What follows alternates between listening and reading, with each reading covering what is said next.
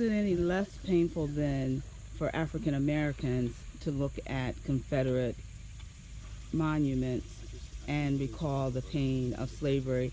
And those who fought for the Confederate were trying to preserve that way of life.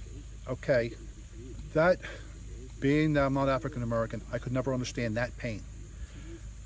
And I'm trying to come up with something that would actually appease. I can see some statues coming down where they're offensive, but other statues where you're commemorating the common soldier, there's where I draw a line, because let's learn about the history of that soldier. Perhaps that soldier wasn't fighting for slavery. And I think one of the greatest myths that we have is that every single Southerner was fighting to preserve slavery. There were those generals that did not agree with slavery, but now how can you fight against your own state? There were Northerners that were diehard abolitionists, and there were others that believed in preservation of the Union. And that's the sad part. With symbols, we have to remember what they represent, but we also have to not let them represent other things as well.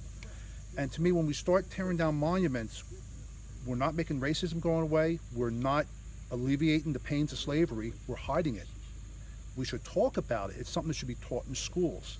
And it's something where, all right, if we tear down Confederate monuments, do we stop there? There are other monuments too that should come down. Should we tear down Washington and Jefferson? They were both slave owners.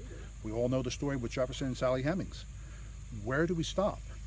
Anything could be a painful reminder. I think if we learn from history, it works better than to sit there and just say, well, let's tear it down. And, that's the one thing where it's sad, because as a Civil War buff, you never think about the African American participation, and you try to. I'm honored. I've met the Senators of the 54th Massachusetts. I've marched with them in parade as a